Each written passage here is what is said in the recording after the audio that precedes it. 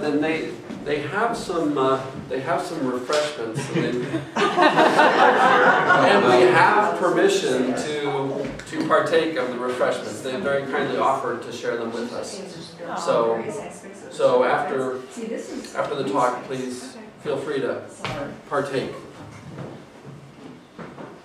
Tonight we have John Moeller and Mike Walsh of Forest ReLeaf will talk on the benefits of urban trees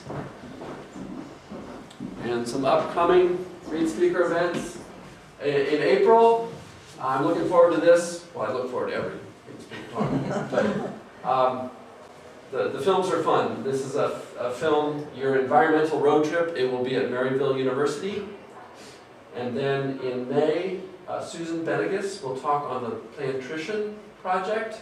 That's about the standard American diet and how it takes a lot of resources to produce. It's unsustainable in that way, and there are some health issues with it as well.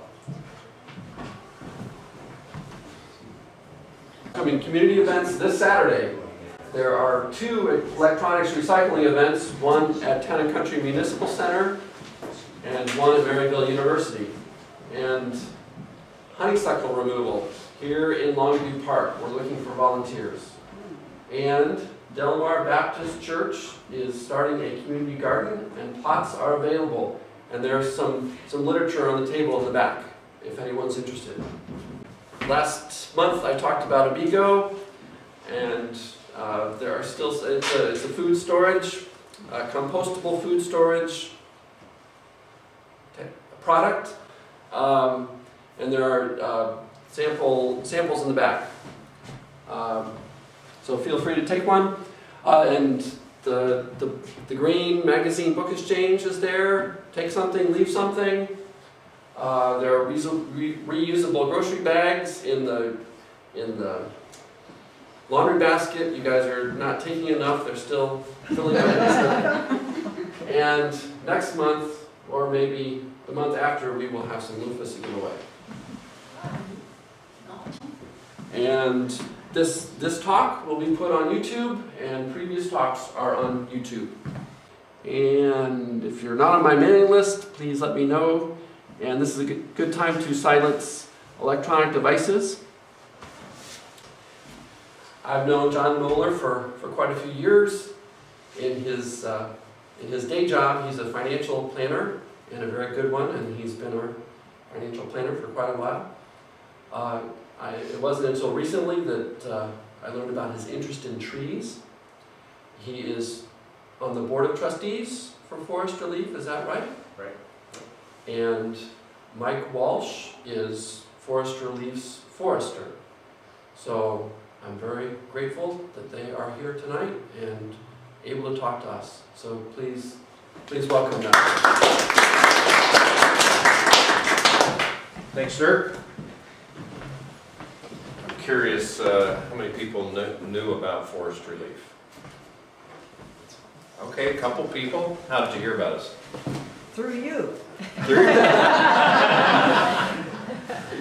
Master Gardener Program. Okay, makes sense. Very good. Well, my piece of being here tonight is to really introduce you to the main speaker, which is our forester, Mike Walsh. But I'll tell you a little bit about Forest ReLeaf and what an incredible organization Forest ReLeaf is, and a little bit about how we were formed and then what we're doing today and what we plan to do in the future. So there was an initiative started in 1993, 20 years ago, by American Forests to build local projects to plant more trees in the United States. And so Forest ReLeaf of Missouri was an offshoot of that program, and we are celebrating this year our 20th anniversary. And I'm proud to say that over that period of time we've now planted, and we don't plant, we coordinate the volunteers that do most of the plantings. And I know Mike knows the numbers, at 130,000? Over 130,000, excluding this spring. That's, okay, so we're quite proud of that. And it's done with a very small group of people. In terms of Forest Relief itself, we only have 3 employees, full-time people. We have an executive director, Donna Coble, and 1 admin assistant in her office, and then Mike Walsh, our forester. And so 3 full-time employees, and we have a budget of about $400,000. And I'll talk a little bit about where that money comes from and how we are funded and so forth. But we also have a board of directors, people like myself who serve on the board of Forest Relief, and we have about, I think it's currently 14 or 15 board members, people that come from various different backgrounds. And all of them, I will tell you, that are passionate about trees and about the environment. And so it's a fun group to work with, and everybody donates a lot of time and effort to helping Forest Relief accomplish their mission. So, 130,000 trees. We have some big goals for the future as well, but let me tell you a little bit about what happens at Forest Relief. We have, our office is really in St. Louis, but Mike runs the nursery, which is in Creve Coeur Park. And so if you're ever on those bike or walking trails in Creve Coeur Park, you may have gone by Forest Relief and our nursery. So we have a growing out station there, and there's a building as well, and Mike has done an incredible job of creating infrastructure there. How many trees at the nursery now? Right now well, once everything's said and done this spring in Potterville, about 20,000. 20,000 trees. And so it's quite an operation, and it takes a lot of support.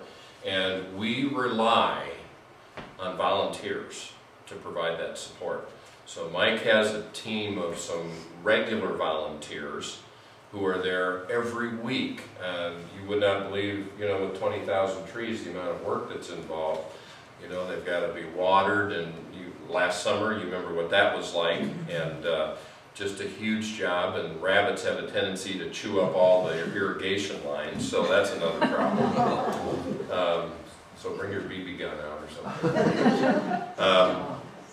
And then there are various groups that Mike coordinates these plantings, so they load up trees that go out to various destinations for planting throughout our area. Now, we are primarily dedicated to plantings in not-for-profit public parks and schools, and it's very seldom that we provide trees for residents. And one recent exception is Joplin. And because Joplin lost in the order of 20,000 trees, and I don't know if any of you have been there, but it's devastating what happened, and it will take them a long, long time. Forest Relief has been the primary coordinator of the plantings down in Joplin, providing trees, and I know Mike has provided 15,000 trees or something. It's several thousand. I don't know the exact number, but yes. So we have groups that come out to the nursery, and Mike kind of coordinates those planting projects that are going on throughout the city. And a few years ago, we did what is what's called a canopy study. And so it's a GPS system, and we got some money from the Missouri Department of Conservation to help us with funding of that. And so it was primarily directed at underserved areas of St. Louis. And that canopy study showed that in St. Louis and metropolitan area, the canopy is at 26%. And the guideline is 40%. So we are a long ways away from being where we need to be. So part of our mission at Forest Relief, we've provided trees out in West County, etc., but we do have an emphasis on underserved areas of the St. Louis community, Illinois, and so forth. So that's the major efforts of what we do. We've got a nice little video here. It's about 5 minutes long, which will help you to understand more about the nursery and the activities that go on. So we can maybe start that. It'll take a minute to kind of get that going. We're ready now. All right, is it ready now? Okay. And the last thing I'd like to say is that Forest Relief has a project that we're working on this year, 2013, that we call our sustainability plan. Because Mike has big goals for that nursery. We want to double the size of that nursery. We want to be able to distribute 25,000 trees a year. We want to increase the education programs that we have. And part of that would maybe having an education center out at the nursery. And Mike already does the Tree Keepers course. If any of you have an interest in signing up for that, he'll probably mention that a little bit more. Tree Keepers course that we conduct every year, and Mike kind of leads that program, is a way for you to get involved, to learn more, first of all, about trees, and then also to donate some time to Forest Relief as a part of the cost of the program. So anyway, he'll probably talk a little bit more about that. But I'm going to let him start this program, and this will be a good introduction to Forest Relief and what's going on with our organization. And then Mike will be up here to talk with you more about trees.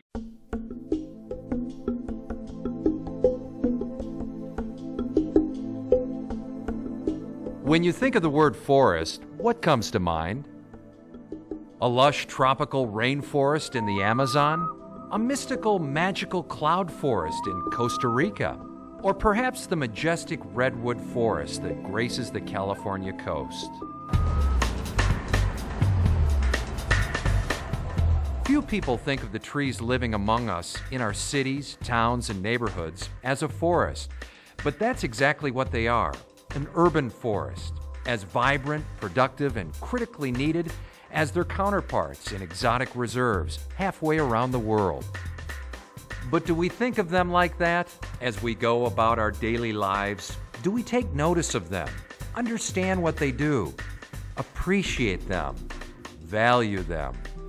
Trees have many positive benefits. They mitigate stormwater runoff, they reduce utility costs at homes and neighborhoods, they increase property values, they provide oxygen. The basic ecological functions of trees are not contested, nor new. The trees among us have been serving in these life support roles since they first showed up on the planet. Yet today, urban forests are in decline. A recent study of 20 cities across the U.S. calculated this decline as a loss of about 4 million trees every year. We are the first state in the country to have a formal urban forestry program that started in the 1960s with the Department of Conservation. Our urban forests are facing many threats these days. One of the most prominent threats is the threats of dangerous and exotic insects and diseases that are being introduced. Also, one thing a lot of people don't think about is exotic and invasive plants that can sometimes crowd out our native vegetation. That can cause a real problem to the overall health of the urban environment. It takes money to take care of trees. And in the declining economy, cities are really struggling with having the funds that they need to have a healthy community forest.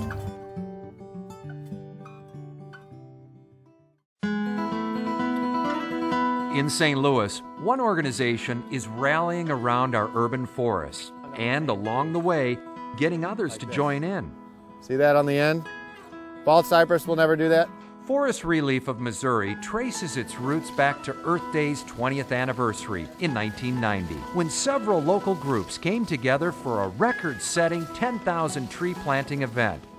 Soon after, Forest ReLeaf of Missouri sprouted as a nonprofit focused on bringing people together to plant trees.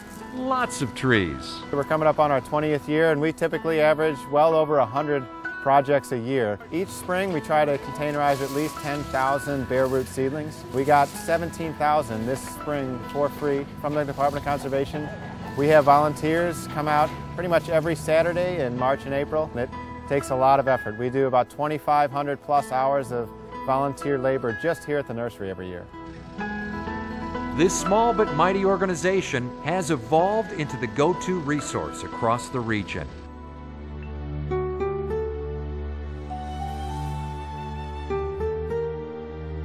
When a devastating tornado struck Joplin in 2011, the state's governor called upon Forest ReLeaf of Missouri to assist in the recovery.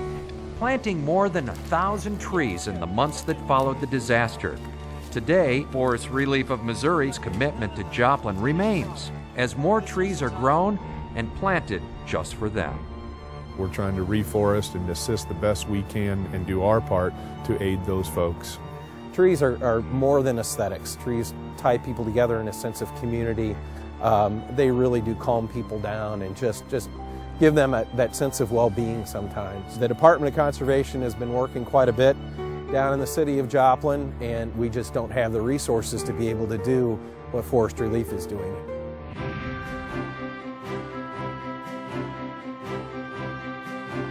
Beyond Joplin, Forest ReLeaf of Missouri assists other high-need communities, many in the St. Louis region they call home base. Their long-term goal? Increase the urban tree canopy in St. Louis from 26 to 40% by 2020.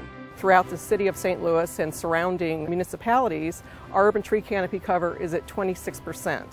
Now, that is significantly less than what American Forest recommends, which is 40%. We hope that in 20 years we have reversed the trend and significantly increased our urban tree canopy throughout Missouri.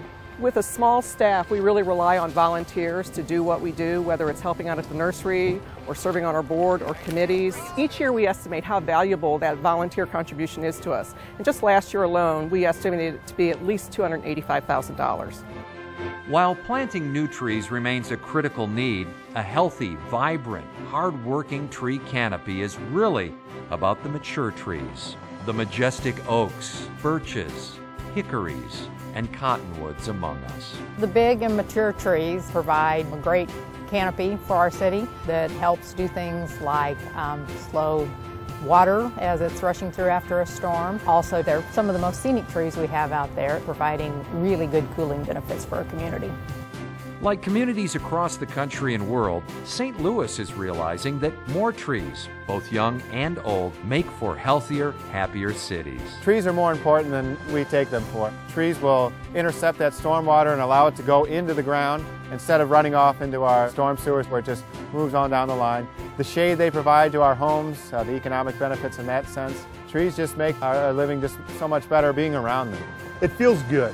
At the end of the day, after coming out here, we're here because we like what they're doing, we like trees, we like to help the environment. There aren't enough people that really treasure what we have and treat it with respect, and the more we can get that to happen, the better for everybody. Without them, what would our world, our lives, look like? Difficult, almost impossible to imagine. Luckily, we don't have to imagine life without trees. We can act. We can plant more young ones in our yards and neighborhoods. We can care for old ones. We can volunteer our time to help bring more trees to communities in need. We can voice our advocacy of trees with city and state leaders. And we can support Forest ReLeaf of Missouri as it strives to transform the region's urban landscape, one tree at a time.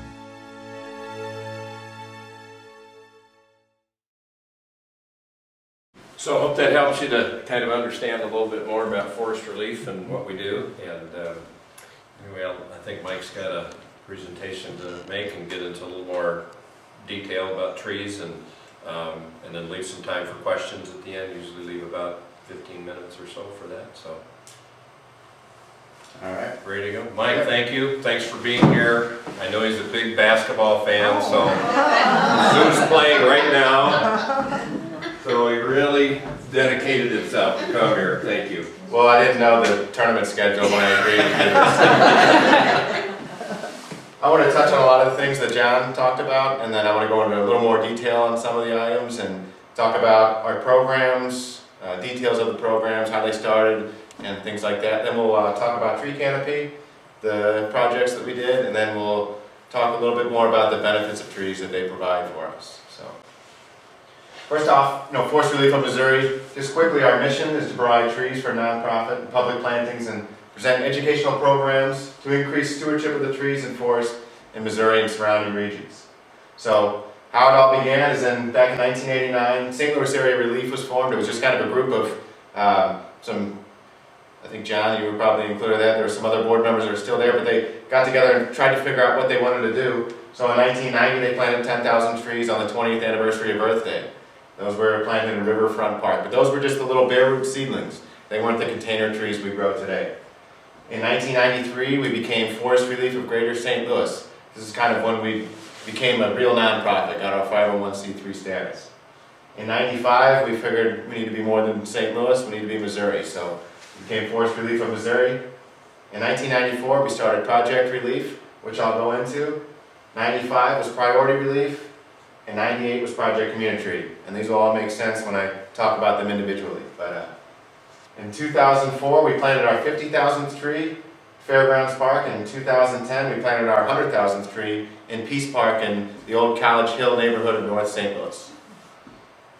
And since then, we've planted over 30,000 trees, and after this year, we're going to be well over 140. But here's where most of the stuff happens. This is Creve Coeur Park.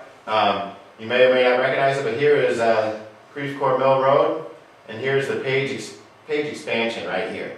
So you can actually see this from the Page Highway. Our building is here. The trail that goes around the park is right here. Chances are you may have walked by it and not realized, but each one of these rows is about 400 trees. So you add those all up, and with these it's about 20,000 trees sitting there growing, and it's a lot to take care of. This is a spring picture. This would be even more green, and there might be some trees blown over because of the wind too. But our biggest program, in my mind, is Project Community, because that's where we reach the most people, give out the most trees, and everything like that. It's the nursery is the first and only community-assisted tree nursery. John talked about the volunteers. In the video, I talked about 2,500 volunteer hours. Well, that was before we calculated last year's hours, which was over 5,000 hours, which is just incredible. We have a 4-acre property there in Maryland Heights. It was dedicated in 2007. Our biggest 3 sponsors would be the Missouri Department of Conservation. They provide about 40% of our funding through several different grants and programs. A lot of the money comes from the Forest Service for volunteer and community outreach programs. Ameren, Missouri is our biggest corporate sponsor. They give us over $30,000 a year to fund the nursery, just the nursery itself. We even have some trails that we put in on utility-friendly tree species to plant under and near power lines, and they don't include pin oaks and cottonwoods and things like that. It's more small trees.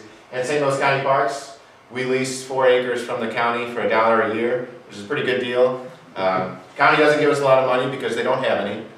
And it's probably because they have people like us freeloading, $1 a year, but they haven't raised our rent yet, so we're hopeful they will continue that. But first off is Project Community. This is where we give out the free 3-gallon trees and shrubs, mostly for public and non-profit plantings, but we also give some to tornado-ravaged areas like Joplin. But basically, we get we grow bare root seedlings like the Arbor Day trees that you get, the kids get now in 4th grade, or a lot of Earth Day festivals, Arbor Day festivals. They hand out just a little tiny bare root seedling, no soil on it, just roots. We get a lot of those. This year we're getting 16,000.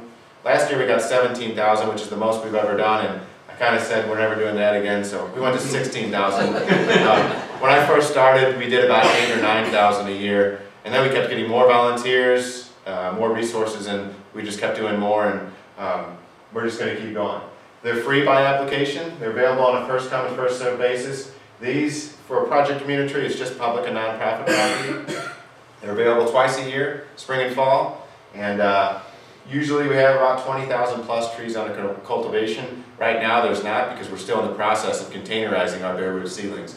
Most of our work days this spring have been wet, cold, windy, rainy, or all of the above. And that deters volunteers from coming out and freezing in it. So luckily this Saturday is forecast snow. So we'll see what happens. But we're going to be out there potting tomorrow, and we're just going to keep at it until it's finished. But through this program alone, which started in 1998, we've distributed over 87,000 trees, which is amazing. This basic program works with, I talked about the bare root seedlings. Well, here's about 8,000 bare root seedlings sitting here in these bundles. So they come in bundles of several hundred, and we basically have volunteers come in, pot them up. We have volunteers come in on Saturdays. We have corporate entities like Commerce or Enterprise or Wash U fraternities and sororities, and Master Naturalists, Master Gardeners, all kinds of groups come in on Saturdays and do the majority of the potting. We also do a lot during the week, but you know, we leave a lot of the day-to-day pruning and staking, and the more, not necessarily day-to-day, but it happens day-to-day, but the more advanced stuff, we stick to our regular group of volunteers, which we have about 30 now, and they consist of Master Gardeners, Master Naturalists, and just people that have been interested in trees and want to come out and help. We use what's called a woody ornamental mix for our potting medium. You can't just grow them in dirt, we have to use a special mix. This is like a scientifically proven mix. It's pretty expensive, it's one of our biggest expenses. Right now I have 3 truckloads sitting at the nursery, and that's about $10,000. They're about $3,300 a truckload, but it's a big tractor trailer. We use an osmocote fertilizer. It's kind of a controlled release fertilizer. Gives only what the plant needs based on soil temperature, so it's pretty efficient. Volunteers continue to grow them at our nursery, pruning, staking, and weeding, and that repeats about, if you ask me, it's a couple times during the year. If you ask the volunteers, they say it never stops. But it's really necessary to keep these trees going. You know, the weeds will compete with the trees for water, soil, nutrients, and everything like that. The trees are inventoried each fall and opened up for applications throughout the region. So that's Project Community. Those are the small trees that you saw us loading up on that Hanson's tractor trailer bound for Joplin. This program is called Project ReLeaf. It's another program we administer. These are not actually free trees. We actually buy a bunch of bald and burlap trees from a nursery, and then we turn around and sell them to individual groups, the same sorts of groups that get the free trees, but they need bigger stuff. So they buy them from us at a reduced cost. We basically take a tractor trailer load of trees in after we get the order. We unload them and load them up the next week to all these different entities, you know, like U-City, Maplewood, Richmond Heights, just to name a few of our customers. But very affordable prices, many species and sizes. They're all about 8 to 10 feet tall. 1.5 inch caliper, which is the cross-sectional diameter at the ground. And they have to be picked up at the nursery, obviously. We don't deliver, but 33,000 since 1994. So that goes into our overall tree count, and it makes for, most of these cities that utilize them can plant 3 trees instead of 1 because of the pricing that we're able to give them. We make a little bit of money off them, but not a lot. Most of the money goes to support, number one, our Bobcat, which we use to load and unload these trees, and you know, we have volunteers come out from municipalities to help with this, but you know, there's a lot of expenses associated with this project as well. Priority ReLeaf, this is kind of like the Project Community Tree. It's container trees, natives, but it's for underserved communities in Joplin. So those affected by natural disasters, and when we talk about underserved communities, we talk about financially underserved, their economic data, they're basically under the state average poverty level, or I guess above, you know, when you look at it in a percentage. But we're talking about North County. Just we look at the economic data, and if they qualify, they'll get these larger free trees. These trees are also grown at the nursery in what's called a pot and pot system.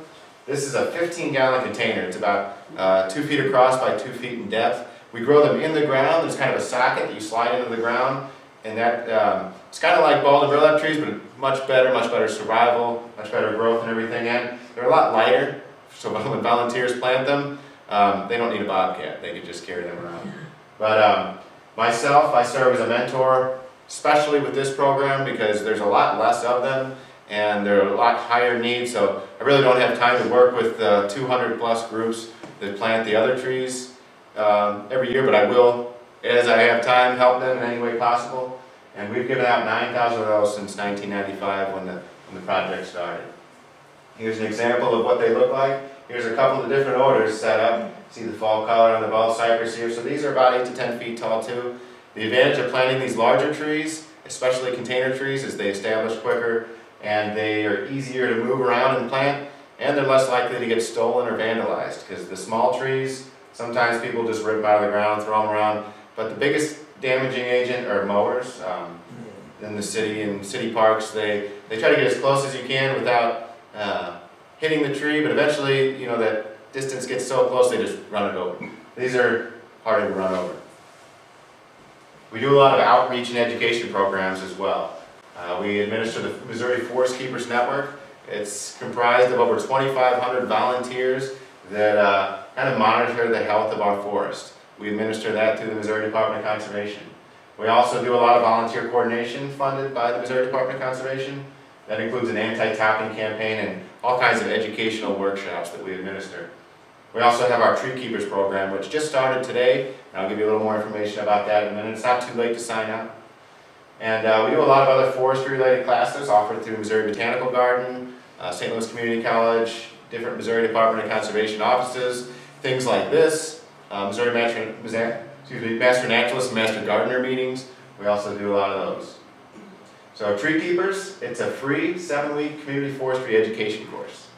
It's taught by forestry professionals like myself. As I said, it's free, but volunteers are asked to give back 24 hours of community forestry related service. Now we want you to come to our nursery and do the work, but we'll gladly let you do it anywhere you want, and even coming to a place like this, Longview Park, and picking up trash or anything like that, we see that as environmentally good, sound volunteer work, so we'll even count that. And if you get your 24 hours, you get a free t-shirt, something like this, or another shirt that says Tree Keepers on it, but you get a Forest ReLeaf branded shirt. And the availability varies. We usually try to have up to 50 people accommodated for the class. Some years we go over, some years we go under. We still have room this year. So this year, here are the dates. Obviously, we met today. As I said, we talked about urban forestry, benefits of trees, which I'll go into later, and tree identification. But we've got some good instructors. Mark Gruber with the Missouri Department of Conservation. You actually saw him in that video. He's also a Forest ReLeaf volunteer. Ben Grossman with St. Charles County Parks, and Jim Mitchell with Arbor Logic of Missouri, all certified arborists with degrees in horticulture or forestry. And here's the topics. We do urban forestry, tree ID, pruning, selection, planting, insects and diseases, all kinds of stuff. And we even meet out at a nursery for the last class and have a little tree ID walk, because we have almost 90 species of native trees and shrubs represented at the nursery. Not just what we're growing, but also we've been growing kind of an arboretum out there. And over the last 5 years, we've been putting all kinds of native trees and shrubs in, and it's pretty cool. So that's Forest ReLeaf in a nutshell there. We do a lot, and it's hard for me to describe what we do in a few minutes, but I try to do my best there. I want to talk about this urban tree canopy project we've done. We did one in 2009, and we just recently completed another one. We're still working on the results, but if you're not familiar with an urban tree canopy project, we're talking about taking basically an aerial photo, a high-resolution aerial photo of the city of St. Louis or St. Louis County, and then they delineate what is canopy coverage. When we're talking about canopy, we're talking about everything you can see from above, whether it's leaves, bark, stems, twigs, anything like that. We use leaf-on data, so it's during the summer, during the growing season, and we specifically made sure it wasn't during the end of last year, because a lot of trees were defoliating because of the drought. But this is basically kind of what it looks like. Once you do that, yes? How are you doing the delineation? We're using, there's a lot of different things. It's all GIS. What we're doing, I'm not doing it. We actually hire a company to do it, but they're using 1 meter spectral imaging and doing what they call this geobia analysis. It's above my head. I see tree canopy. But I can look at the results and know what to do with it. In our 2009 project, John talked about a 26, I believe it was 26% canopy coverage. That was for the city and the counties areas that we did. If we just looked at the city of St. Louis, which we're focusing on, and just this part because we included other areas, but just the city is at 18.2%, which means there's roughly over 7,000 acres of actual tree canopy coverage. Now that could be 34 just in the city. So we couldn't get to the 40% goal in the city itself because of all the industrial and commercial. I mean, you can look downtown and just say, where are we going to put a tree? But the city itself can almost double, and that's true for the areas of the county that we did too. We also developed an urban tree canopy calculator where, say, a city manager, city forester, alderman, anybody that's interested in trees can actually pick out a park and look at that park and see how many trees are in the park, what the current canopy coverage is, see how many trees they need to plant to increase the canopy X%, or see how many, you can use that in reverse in all different ways, but it's a really helpful management tool. For the city alone, is where we developed it, but we're going to expand it to the county now in the next study, where we do St. Louis County, which we just completed, which is exciting for me because I grew up in St. Louis County, not St. Louis City, so I wanted to see kind of my hometown and everything like that. And we discovered that almost 42% of the county, excluding the city, all 91 municipalities had a canopy coverage of a little over 42%. Now I know they said you know, the goal is 40%, but that's in a big city. This is lots of smaller municipalities in the county area, but we could, you know, this should say St. Louis County, but we could get to 67.4 feasibly in the county. There's areas for trees to be planted. We're talking about areas that can be planted in trees. We're not saying we're going to stick a tree in the middle of a parking lot, lake, under power lines, on top of your roof. When we do all of that delineation with the aerial photos and we take out building footprints and utility right-of-ways, lakes, rivers, everything like that, this is just areas where you can go outside right here and say, there's no power lines, there's not a lake, there's not a sidewalk, parking lot, a tree can go here, and we measure the area where that can actually be a tree.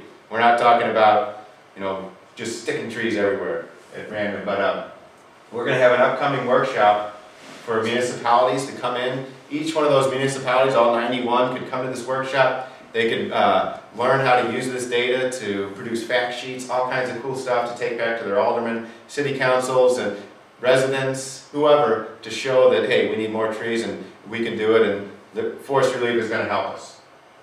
So this is what we did. This is the latest results, and I included town and country there, and it took me a while to draw this and paint, but I was kind of wondering what this is in the middle there of town and country that's not town and country. But that's Country Life Acres. Okay. But it was kind of weird. It was like, what is that? But you know, the plain and simple of this map, it just shows percentage of tree canopy cover. The darker the green, the more canopy coverage. So here's Wildwood here. Here's Chesterfield here, and here is town and country in the middle of a lot of other green. It's kind of hard to see the city boundaries, so that's why I outlined this one in black. But right now, town and country is a little over 42%, which is great. But the even better part is you can almost get to 3/4 of the city could be in trees. Now, you're going to have areas where residents, this includes residential areas too, where some residents don't want to clean up leaves, don't want trees, they don't want the kind of negative drawbacks of trees without, maybe they just don't realize the benefits of the trees, but you know, I don't see us ever getting to 71%, but that number shows you that, hey, you may have a lot of trees, but we can plant a lot more.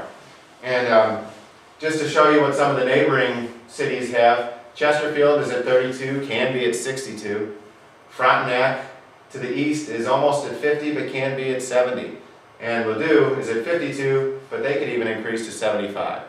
So it would take a lot of trees to get to these numbers. This is mainly to show cities that you know, we can plant more trees. And I only picked out the ones around town and country. We'd have this data for all 91 municipalities. We could break out every St. Louis County park, every city park. We could break it down by ward, by parcel even. We could look at, you know, we could look at Longview Farm, or we could look at the, you know, even the schnooks up there, Town and Country Center, wherever that is, and break out what they can do more to have more tree canopy. So that's Forest ReLeaf. That's our tree canopy study. And if I have time, I'd like to talk about some of the benefits of trees. Do we have time still? Okay, cool. All right, so we can divide the benefits of trees into 4 different categories. Social, community, environmental, and economic benefits. Starting with social benefits, trees just make our lives more pleasant. They make my life pleasant because I have a job. But I think they relax us. They make us feel serene, peaceful, restful, tranquil. I mean, there's a lot of things about trees that you just kind of look at and it just kind of makes you feel good. Definitely planting trees. A lot of people have personal attachment to trees, memories, memorial trees. I have a tree that I first saw in 2001 maybe in Columbia that kind of directed me to go into a career in forestry, and here I am today. There's history.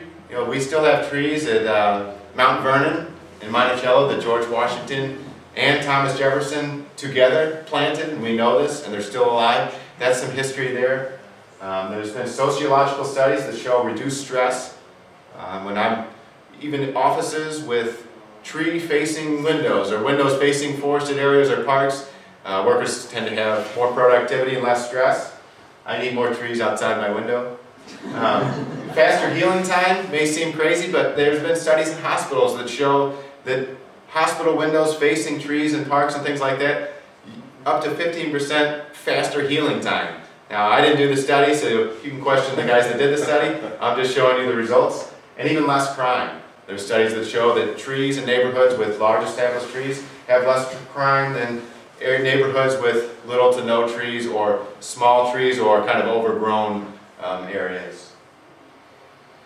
The community benefits, if you look at a kind of a community landscape, it kind of softens the urban landscape if used properly in design and architecture. I mean, just look at this tree-lined city street with trees all incorporated throughout the city. Imagine what that would seem like to us with no trees. Definitely can provide privacy. You don't like your neighbors? Plant some pine trees. You know, but we're also talking about screening objectionable views like highways. We gave several hundred trees to the city of Eureka. River birch and serviceberry. River birch provide a good screen. Serviceberry provide beautiful flowers in the spring and edible fruit, but they planted these around their new sewage treatment facility. So something what I would consider objectionable, but you know, just as a view, we need sewage treatment facilities, but you plant a bunch of trees around them, people like it better. It's definitely habitat for wildlife. I know some people might not want the squirrels. There's people in Chesterfield that have vendettas and are out there sniping the squirrels. I've read about it in the paper. But also, you know, what about all of our migrant bird species that come through and nest in these trees? Who has sweet gum trees? Who hates the gumballs? Now those sweet gum trees, those seeds that come out of those gumball trees are an important food source for finch and other bird species, so they do serve a purpose other than tripping over them in your yard. But they reduce sound pollution. Just having the trees is like having a sound wall put up. You know, instead of spending millions of dollars on a sound wall, why not plant trees? They definitely increase the quality of our urban life. Just look at this picture of Forest Park. You can see Barnes Hospital in the background, but you know, looking at this makes me happy looking at it. Some environmental benefits, and there's a lot here, and we could talk about this. I could do a whole class on environmental benefits of trees, but we're just going to discuss a few. They moderate climate, and by, you know, the way they do that is absorbing and deflecting solar radiation. You know, you can stand under a tree and it'll be shaded. You know, where did that heat and sunlight go? I mean, it's bounced back into the atmosphere. It's not being absorbed into the ground or buildings and things like that. You can also reduce the urban heat island effect. You could look at the temperature for downtown St. Louis right now and the temperature where we are here. I guarantee you it's cooler. They can act as windbreaks. You can place evergreen trees on the north and west side of your house. Properly placed trees can really cut down on those bitter north winds in the wintertime. I need some windbreaks at the nursery because we've been having some cold weather on potting days. It will decrease the impact of hail and rain and hail and slow erosion.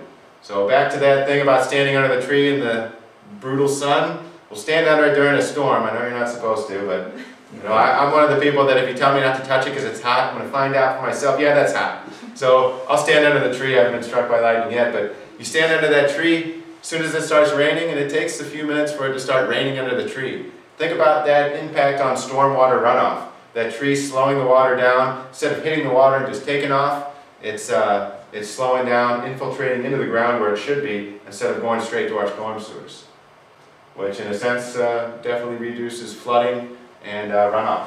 I've got a cool slide that will show that, but just the overall transpiration, the evaporation of the water from the trees and the leaf surfaces and everything like that, evaporation, transpiration, you know, it's a cooling mechanism. Just like we sweat and cool off, trees do the same, but they cool the environment around them. Here's kind of just an example of the urban heat island effect.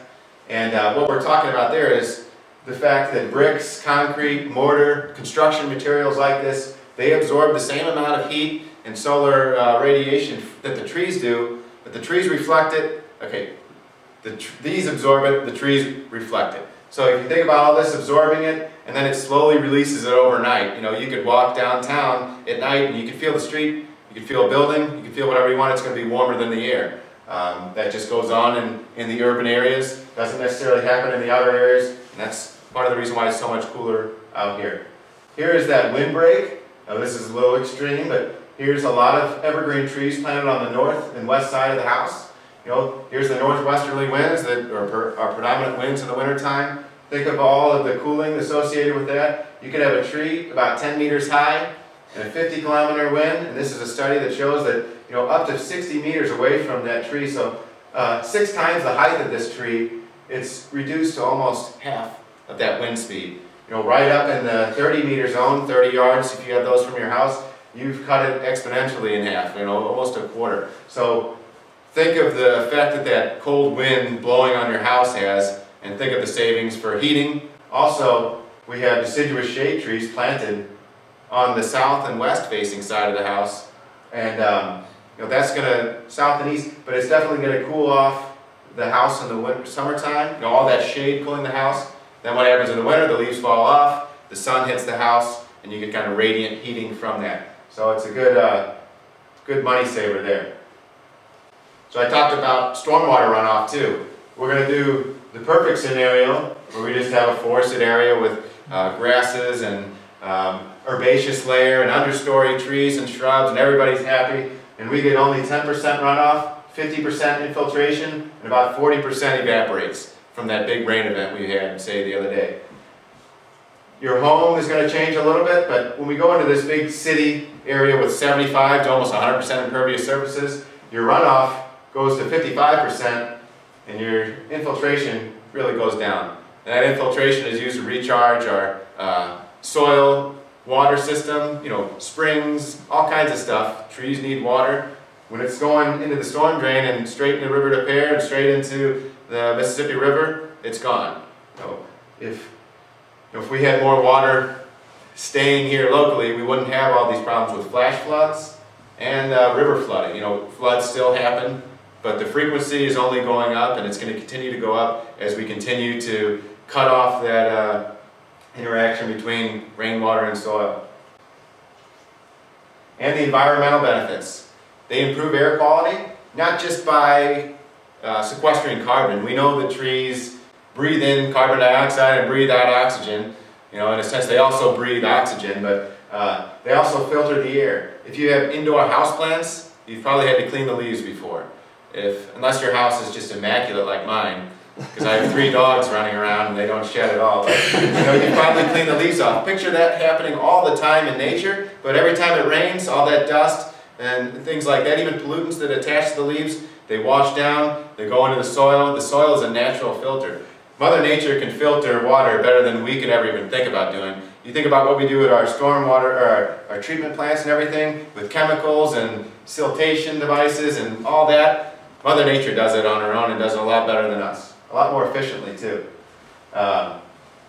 Absorbing carbon dioxide, it's actually, the carbon is sequestered in the wood, in the roots, in the leaves and everything like that. So we're pulling actually the carbon out of the atmosphere that is causing the global temperature increases and things like that. We're producing oxygen through photosynthesis and all kinds of other environmental benefits. So let's talk about the most important benefit, and that's money. The proper placement of trees, like I showed you, can reduce your heating and cooling costs by up to 20%. Now, I just got my usage summary from Ameren. It's nice of them to put that out. I wonder how much that costs. But anyway, I could see how much money I spent each month and as a total, and it was a lot of money. We spent a lot of money on air conditioning this summer, over $200 a month. And I don't mind the heat, but the dogs need to be cool, so we do it for the dogs. But, quality landscapes and trees can increase your property values. If you have a barren grass area in your front yard versus nicely landscaped mature trees or even shrubs and flowers and like that, a potential home buyer, if it's for sale, is going to look at that and say, this looks a lot nicer, and they're going to pay a little more for it just because it's well kept and everything like that. This is one of my favorites too. Urban forestry creates jobs. I have a job. I like it. And this reduced stormwater runoff that we talked about. Cities are spending millions and millions of dollars on stormwater retention areas. MSD is spending billions of dollars to upgrade their stormwater system. If we had more trees, more soil, more surfaces that were not impervious, if we had pervious pavers, sidewalks, streets, parking areas, things like that, where the water could infiltrate instead of run off, we wouldn't have to spend this money, and we're the ones spending the money. If you get an MSD bill, you're spending the money. That bill goes up, they had stormwater surcharges, all kinds of stuff. And if we could spend the same amount of money in investing in green infrastructure, and I'm talking about the original green infrastructure, which are trees, not the impervious pavers and things like that, but if we spend more money on trees and reducing the stormwater runoff, we wouldn't have that exponentially high cost and ever increasing cost. Just an example of a home. You know, here's a home with, I used an extreme example, you know, this house probably isn't maybe worth a lot anyway, but I think it would be worth more if it had trees or a nicer landscaped yard such as this. And there are studies that prove that. So how can you help? You know, there's a lot of things you could do to help. You could volunteer at our nursery or in our office, or just any community forestry related volunteer work. It doesn't have to be with us, but we'd love for it to be with us. You can organize a tree planting project in your community. You know, neighborhood common grounds count as public or nonprofit property. Your neighborhood organization is a nonprofit, or it should be. But if they're not, then we might not give you trees. But who gets the money if it's not a nonprofit? Because maybe the trustees make the money. I don't know. But you know, you could plant trees in your neighborhood, your church, your school, kids, grandkids, schools. You know, motivate them to plant some trees, or you can become a friend of Forest Relief and give us money. I don't know if John told you, but I have a $5,000 per person speaker fee. I guess he told you all about that. I'll take that in cash, not sequential unmarked bills. But you know, we have less than 3% of our funding for our organization comes from individual donations. So we're really trying to increase that. So you know, there's a lot of ways to get involved. If you want to contact us, I tried to make this as visible as possible with this, but I have some pamphlets back there about Forest Relief. I have some free pens made from recycled materials, and I have some business cards for myself where you can contact me. I put my cell, my email, everything on there. If you have questions about trees, how you can help, how you can plant trees, I wouldn't put my cell phone number on there if I didn't want you to call me. So I would suggest emailing, because that's probably the best way to get a hold of me, because a lot of times I don't hear my cell phone ring. I don't even have it on me right now. So, but our website is moreleaf.org. I put it on every single page just so it kind of drill it in. And here's a cool view. This is the view, one of the other views from the nursery. The other picture I showed was kind of looking out at the nursery. This is kind of laying on the ground and looking down 2 rows of river birch. So there's probably about 400 in each row. This is just 800 trees you're looking at of the more than 20,000 that we'll have there. So that's my talk. Anybody have any questions? And if you don't think of the questions now and you think of them later, you could definitely email me or call me, and I'd love to talk to you about trees. It's one of my favorite things to do. You were first? Okay, you mentioned the St. Louis County parks, and can you describe a little more about your relationship with the county park? Yeah, well, we leased that 4-acre property in St. Louis, in Creve Coeur Park. Per our contract with the county, we're to provide 25 free 15-gallon trees and shrubs and 250 free trees and shrubs to the county for county plantings. And now I just completely throw that out. We give them probably 10 times that amount. Not so much with the 15 gallons, but we have, just last year alone, we did tree plantings in McDonald Park, St. Louis County Park, Sioux Passage, and the list goes on. So we're constantly giving the county trees. We grow enough trees now to where we just want to flood any park or anywhere with trees. We're not trying to say plant all these trees and don't take care of them though. You know, they're actually taking care of them. So that is our relationship with the county. The acting director for St. Louis County Parks, Tom Ott, is on our board, and we've always had a St. Louis County Park member on our board since the start of the organization, and we're going to continue to do that. We're really happy that the acting, hopefully soon to be director of county parks, stays with the county and stays with us for a long time, because when you need to ask the county for help, it's really easy to go to the director, and then it kind of funnels down and they send people out to help me. Because I'm one staff at the nursery. We have 3 staff, but there's only one at the nursery, and it's me, and the rest are volunteers. So does that answer the question? Good. And you had a question? Yeah, your goal is to have a certain percentage of coverage, canopy coverage. Does, at any point, does this conflict a little bit with the growing garden movement? You know, the because sunlight and vegetables don't grow in shade very well. No, they don't. But we're not trying to compete with gardens or prairies or anything. We're just showing the plantable area. So we're not saying rip your garden out and plant trees or things like that. You know, we supply a lot of trees for community gardens. So we're really pro community garden because that's a good way for people to get out and connect with nature.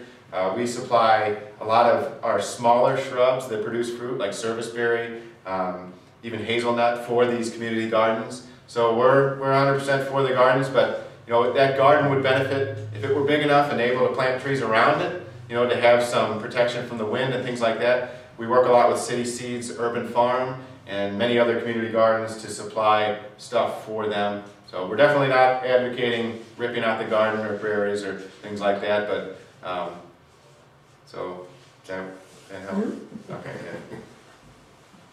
Any other questions? Yeah. Are there other organizations around the nation like Forest Relief? But this all started with Lady Bird Johnson and the congressional act to plant trees all over the place, and that was just to plant bare root seedlings everywhere. And we plant bare root seedlings in containers and get them to be big enough to grow. That initiative kind of failed because if you plant 100 bare root seedlings and you did everything right, you might get 50 to survive, and you're lucky to get that to survive, just because that's the nature of bare root seedlings. You stick them in the ground, you walk away. So a lot of other states tried to do this. We're the only one that I know of that's a nonprofit entity that has a nursery like we do. There's other states that have cities that have little nurseries that are not little, but I mean, our nursery's little, but have things like this, but we're unique how we are. There's no other nursery like this in the country that is staffed the way we are and pretty much all volunteers. Do you have a question? When's the workshop you were talking about? That's going to be May 16th, and it's going to be at the Heights in Richmond Heights. Oh. Richmond Heights was one of our partners on this project. They were actually, they had $5,000 budgeted to do a tree canopy assessment for Richmond Heights. And if you're just doing a small one, you know, most of the work is just the GIS data and all these different layers that they add on. So expanding it doesn't really increase the price that much. So with their $5,000 and a $25,000 grant from the Missouri Department of Conservation, we're able to do this entire project for the entire county area. And this is going to benefit all the municipalities and residents and everything for years to come. We hope to be able to do it again in maybe 5 years to see if we're doing good or doing bad. And if we're doing good, we'll definitely let you know. If we're doing bad, I'll just be like, what are you talking about? But you know, with problems like emerald ash borer and, you know, think back to Dutch elm disease and things like that, there's devastating things that come through and just destroy our urban tree canopy. Ash trees right now comprise about 17% of our urban forest in the cities and towns. They're less than 2% in the wild, but in the urban areas, that's a significant amount of trees that are all going to be lost to emerald ash borer. You know, you know, if you're not familiar with emerald ash borer, you can look at it online. It's killed 20 million street trees in the lake states. So, and it's made its way to Missouri, and it's going to devastate our ash trees, which is bad. But I mean, there's ways to save individual trees. It's costly, but you know, it's like the chestnut blight, things like that. They come through, and there's really nothing we could do to stop it. We just try to slow it down and prevent it by educating the public about how we can prevent it. Yes? To give you a nice idea of the goal of the canopy coverage, you know, going from 26 to 40%, it seems like there's limits on what your organization can do with its charter to be serving nonprofits and you know, community and you know, disaster assistance. There's a lot of private landowners or corporate landowners or other entities that would be eligible to receive trees from you, but that would be making up this gap of canopy coverage.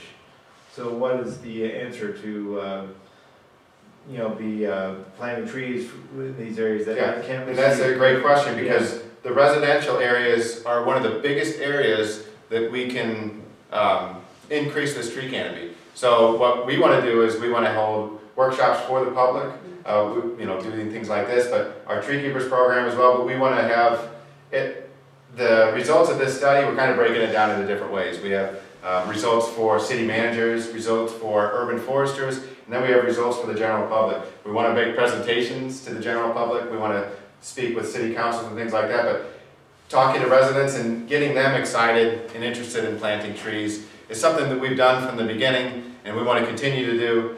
I'd love to be able to go door to door and tell everyone to plant some trees, but I have to watch basketball and drink beer sometimes. But you know, that is a huge area though, and we're working on reaching out to that. But we never even really knew that until we had data that showed us that. And so this is kind of step one, kind of setting the benchmark, realizing what we need to do, and maybe we could try to gear up and get to homeowners, but with our staff, it's impossible. So we would be needing to expand our resources to be able to do that.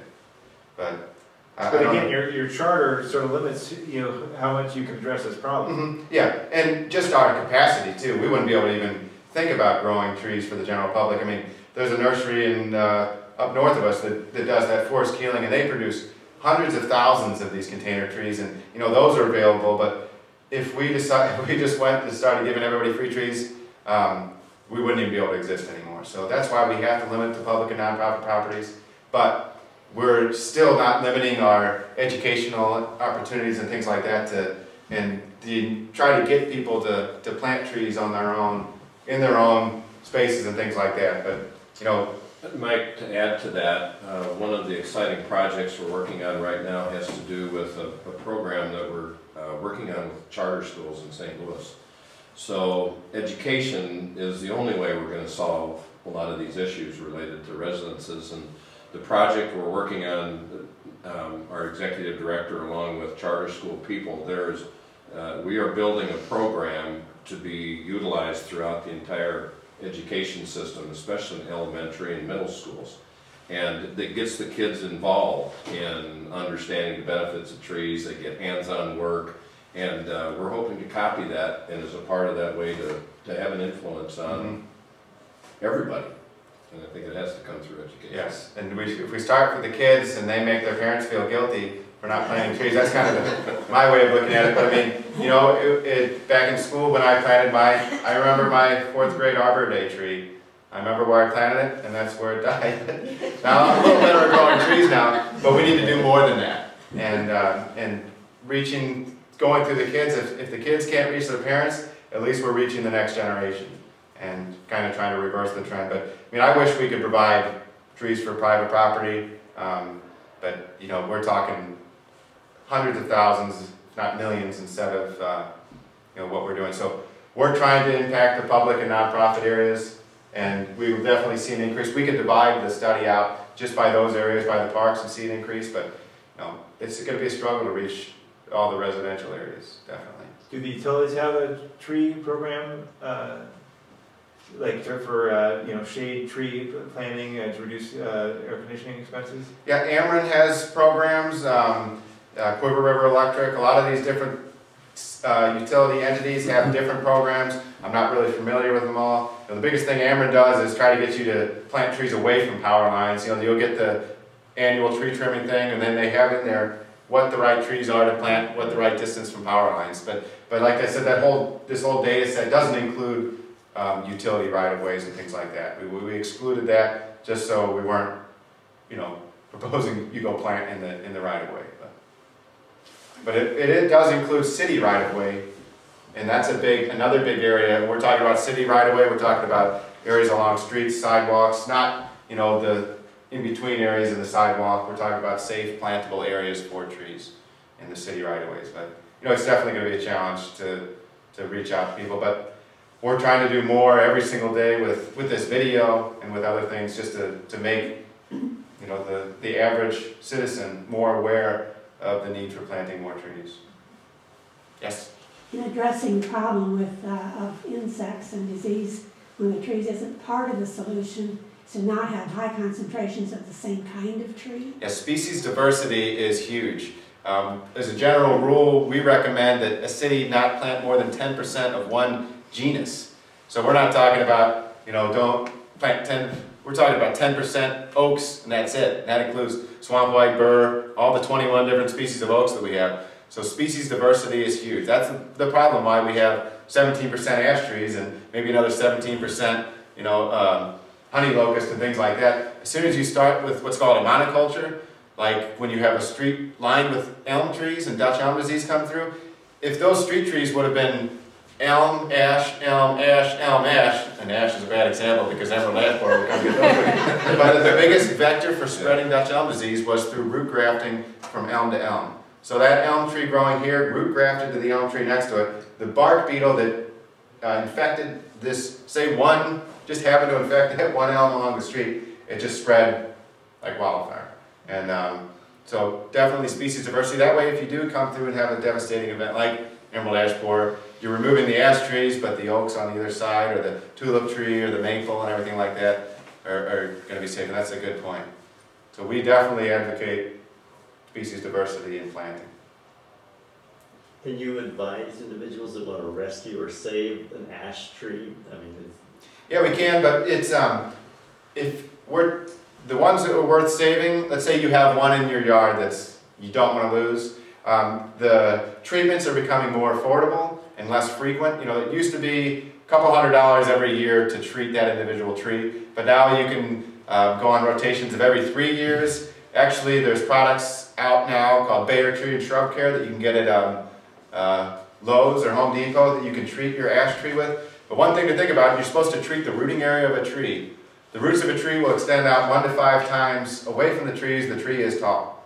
So if you want to treat your 30-foot tall ash tree, you're going to be buying a lot of Bayer Tree and Shrub Care and sprinkling it all over the place.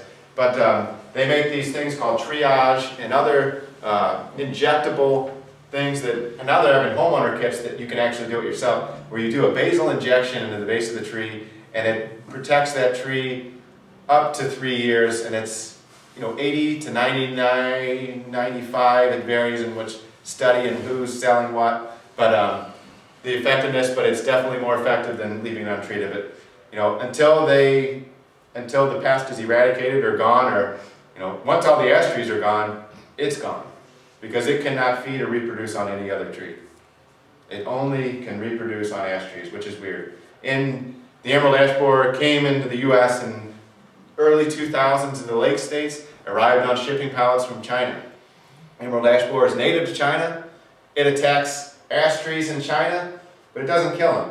It's kind of like, think of different insects and disease problems here. We have all kinds of ash borers that feed on stressed ash trees in Missouri. All kinds of insects that feed on stressed trees in Missouri. It's been going on long before we were ever here or even thought of being here, but that's part of the natural process. A tree gets stressed, it's in decline. These insects sense that and move in and take it out pretty much and make room for another tree. But these emerald ash borer will attack healthy trees. You can put a stressed tree next to a healthy tree, they'll eat both. So I mean, that's the problem. Most insects and disease problems we can solve by keeping our trees healthy. By mulching them, watering them in times of drought, not planting them under power lines and having amaranth top them every couple years and things like that. Not paving over them and just keeping them happy. But it's expensive now, but it's only getting cheaper. But what we recommend is if you have a tree worth saving, save it, but definitely don't plant any more ash trees. There's still nurseries selling ash trees, and which is not very good. But I get to work for a nonprofit nursery, so I don't have to worry about making money. Our trees are free, so the demand is good, and we're always giving out trees. Our customers are happy, but commercial nurseries, if somebody's going to buy them, they're going to sell them, and that's what they have to do. Well, it's been over an hour. I'm sure Mike and John will be happy to stay and answer questions if you have any. But thank you for coming, and let's thank Mike and John.